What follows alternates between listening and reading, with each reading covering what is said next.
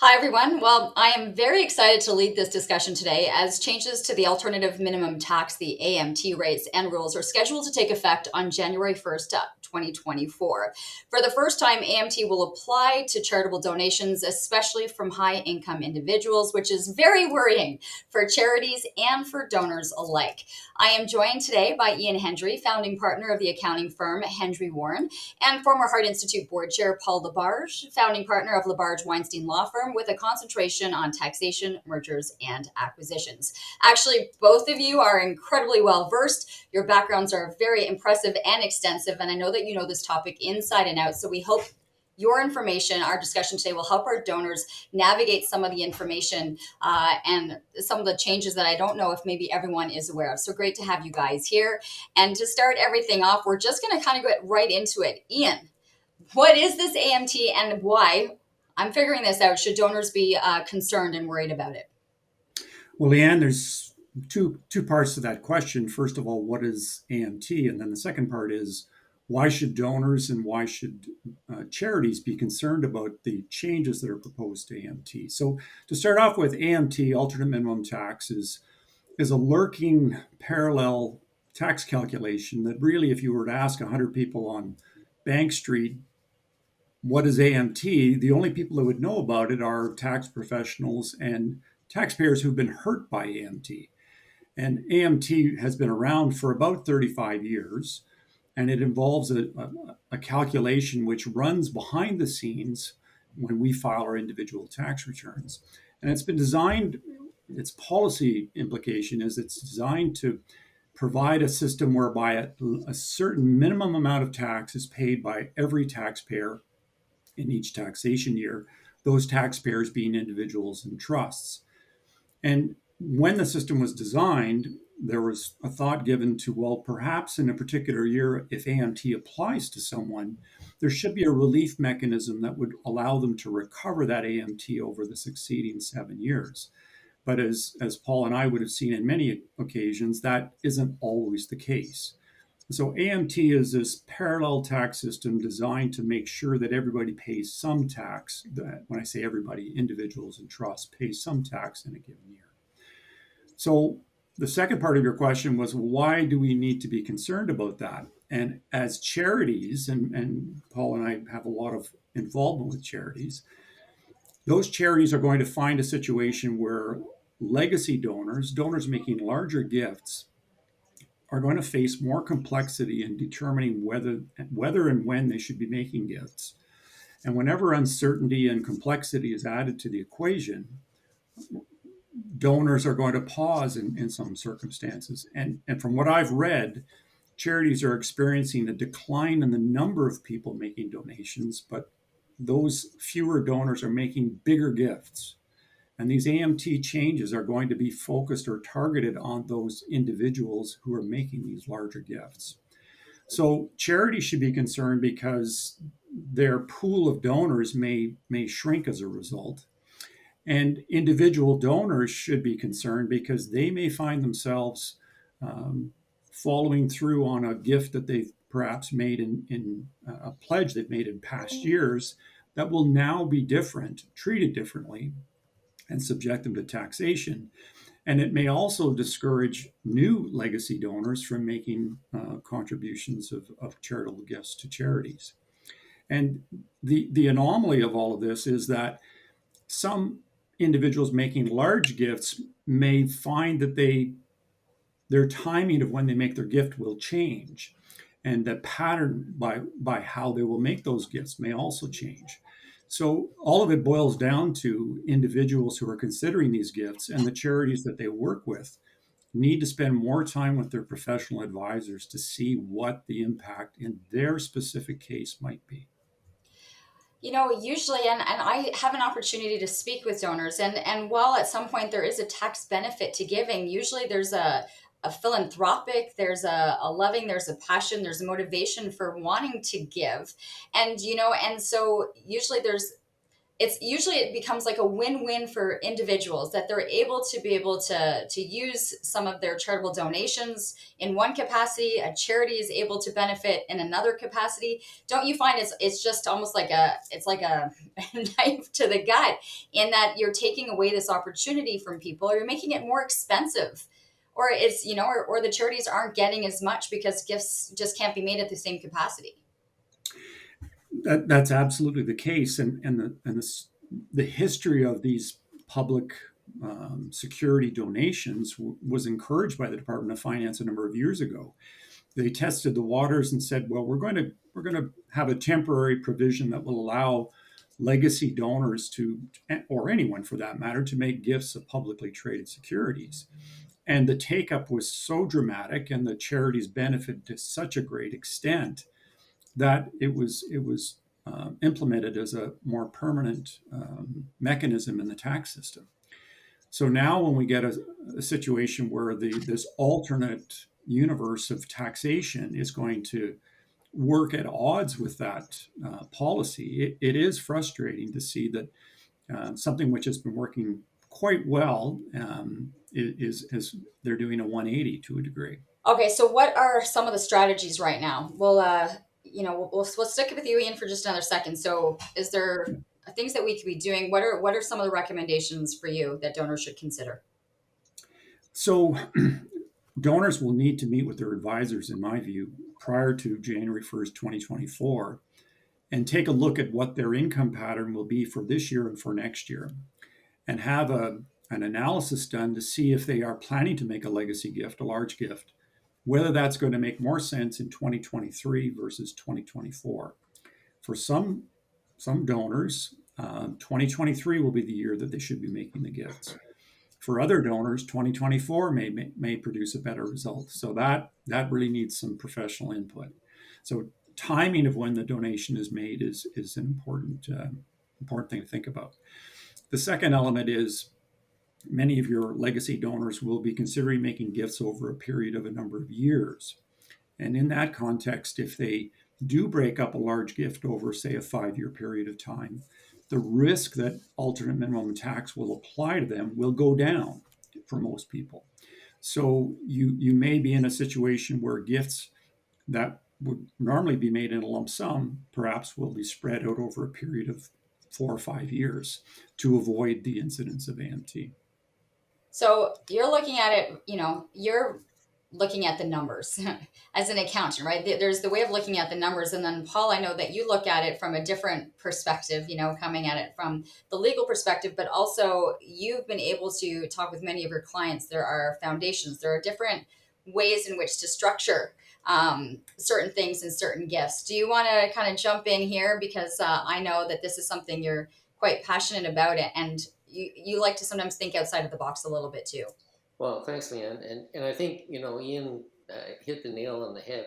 The first thing I would say is you'll need to talk to your advisors, because whether or not you're impacted by this should substantially affect whatever else you're going to do. Now, that being said, there are a bunch of options, but I would be the first one to say those options are going to be impacted by the complexity of the donor's existing affairs,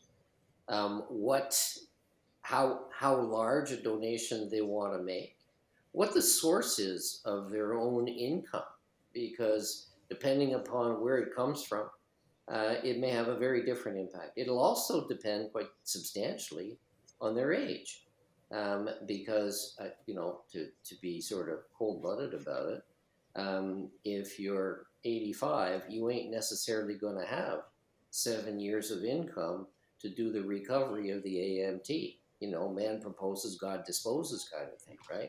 So you need to keep that in mind as you're looking at what you're doing. I guess one of the comments I'd make is, there's an old-fashioned slogan about home improvements, which is why wait for spring, do it now. The one comment that I would make in that regard, and Ian's already touched on this comes into place in 24. So if you're going to make a decision about whether you do something now or in 24, you need to start thinking about it now. because once you get to 24, as we all know, you can't turn back the hands of time. So that's the first thing you need to keep in mind is you need to look at it now. And I would not assume that they're going to withdraw this legislation. The current deficit levels are so high, their need for income, you can look at what the numbers are about how much of the tax revenue is being absorbed just by paying interest costs on the ballooning debt to know that that's a problem. And I think, to come to the point you were making with Ian, the reality is that this program has been enormously successful over the years. And I think part of the problem that the government is having is they don't like the taxpayers deciding where tax revenues should go. They'd prefer to waste it on their own projects rather than having you put it into things that you consider worthwhile. So that's obviously a driver behind some of the policy. So the first thing I would say is if you are somebody whose income is variable from year to year. So for instance, you might be a successful entrepreneur and you'll get a huge dividend one year, or you might get a capital gain one year, and then the next year's kind of slow. So when you look at that kind of variation in income, the concept of being able to plan how you will deal with that is an important part in one of the considerations and options that you have. So for instance, I have a private foundation because being in a legal practice, your income goes up and down. So if you have a good year, you can put money into your private foundation and, like I do with a number of institutions, have the comfort that I can make a commitment to providing a certain amount every year, but I get a deduction in the year where I can use it. So that's an important part of looking at whether you have that as an alternative. The other thing is you may be managing your affairs through consolidating your holdings in a holding company. Now, if you've got a holding company and you make donations from your holding company, it has some real benefits tax-wise in terms of planning your own affairs and in terms of planning for death and succession. So if you use a holding company, you don't have an AMT problem because it doesn't apply to holding companies. So there is at the moment, and there will be changes as well in this area, when you make a donation of securities, it was extremely beneficial from the point of increasing your capital dividend account, which allowed you to write up the cost base of your shares so that on death, you had less of a capital gain to play.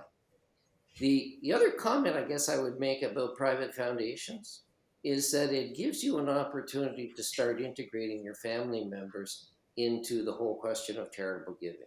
As you and I know, we are facing a graying donor base.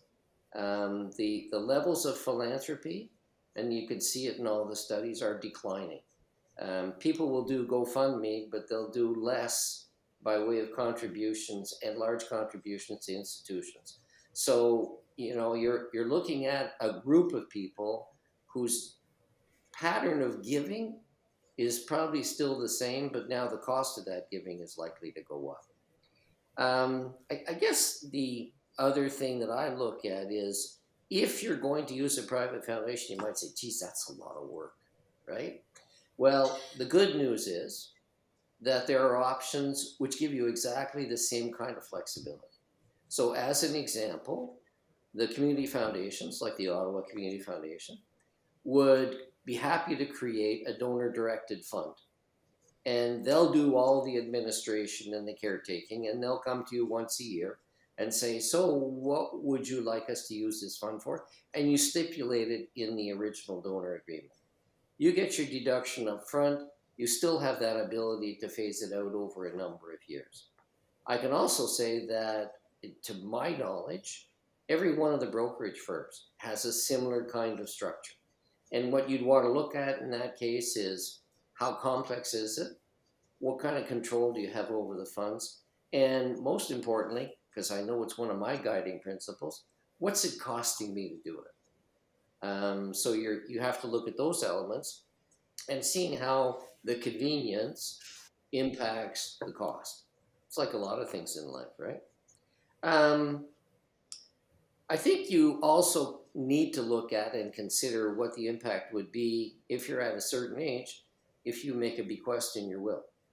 Because if the issue you're now looking at is, I'm not going to be able to recover the AMT, should you make a large bequest in your will, which would have the impact of offsetting the deemed dispositions that arise on death and the taxes that are associated with that. Again, um, putting it in a morbid way, if you're dead, you don't have to worry about AMT. Death and taxes are the only thing you can rely on. And the one beautiful thing is that there's no taxes for you after you're dead. They don't keep charging you. They just take a large piece on the way out. And so I think those are the kinds of options that you can look at. I would suggest that in every case, it should be dictated by what your goals are, what your income is, what your tolerance is for complexity, and what it is you want to achieve. I know for myself, I think the ability to have a pool of capital that is impervious to future taxes when I make my commitments over a period of years to charitable organizations is an important thing, because unfortunately, I know whatever you give to a charity tends to get used up. That's simply because the demand and the needs are so high. So to be able to meet an ongoing obligation is important for the institution as well as for me. So I think that would be the things to do, right? So Um, if you don't mind, because both of you have in both of your answers mentioned over a number of years. You keep, you keep spreading it out. So are we taking out the and maybe I'm looking at it from our donor base, and let's say we have a wonderful donor giving, $100,000, right? How is this going to affect in terms of, what is going to occur if they're not doing it by the end of 2023 and they're waiting into the next year or two? But what is your, when you talk about over the number of years, are we talking pledge? Yes. When I talk about over a number of years, that's for people who have a settled intention to support a particular organization, and the over a number of years reflects their personal commitment to support the organization. There are And a pledge. others, for instance, who get a big score and they want to offset the tax problem in that year. Well, don't necessarily do it over a number of years. But if you, for instance, want to provide an ongoing bursary program, well, you may want to be able to park the funds. They can park them with you. They can park them with the Ottawa Community Foundation. They can park them in their own private foundation, because they want to be able to do it on a yearly basis. I think the big reason why you would look at the concept of over a number of years is that if you're in a business, a profession, or in a circumstance where your own income is going to dramatically vary year over year, and you do have a philanthropic instinct, you want to make sure that you can still do that. You can still meet your community obligations while also being able to meet your family obligations. So, but absolutely, would I encourage people to make a large donation immediately rather than over a number of years? That comes back to Ian's point about, if you're going to do that and you do it now, that's one thing. If you do it after the AMT rules change, then pushing it out over a number of years may be to reduce the tax burden. Where it's the pressure's on, though. I mean, people are just really learning about it. They're getting their heads around it. You've got a number of people within, if we're talking tax and investment advisors and lawyers, like there's a lot of people that needed to get involved in a very short amount of time. We're thinking Halloween, we've got Christmas, we've got the holidays, and then it's January 1st and we're heading into a brand new year. Ian, jump in, like any final thoughts? Like when you think about this, what was your overall view? And how do you see us kind of getting through this? So Imagine Canada has made a pitch to finance to say, we understand that this is an area of concern for the federal government, but we would really like you to perform an analysis, a thorough economic analysis of the costs and the benefits of these proposals. In essence, we'd really like them to go away, but if not, maybe delay the implementation to allow people more time to plan. And Paul and I are never cynical about the Department of Finance's motivations, but in the last number of years, on the Friday of the August long weekend, that is the day that these proposals always seem to come out at about 5 o'clock on a Friday afternoon, with a fairly short 30-day commentary period. So, as one of my final thoughts, even though the consultation period is theoretically closed, I would encourage charities and individuals to contact their MP and express their concern about the impact that this is going to have on the charities and to a degree to themselves. And it may be that it does delay the implementation, or finance may choose to go ahead anyway. But I think to Paul's point, if you are planning to make a large gift, you really need to get in front of your professional team really quickly, and also work with the charitable organization to make sure that your plan fits with what their needs are. You want people at the end of the day to feel good about doing something like this and feeling good about it. Any final thoughts for you, Paul? Well, I'm a great believer that donors are better arbiters of how money should be deployed for charitable purposes than the government. Because I find most donors do their research. They have a passion associated with it. Whereas when government's dispersing money, you have all the administrative costs of government put on top. And so the amount that actually hits the street, hits the beneficiaries, hits the people in need, gets limited by those costs. So I feel very strongly about that. And, I look at it for myself, and, obviously the Heart Institute's one of my cherished charities.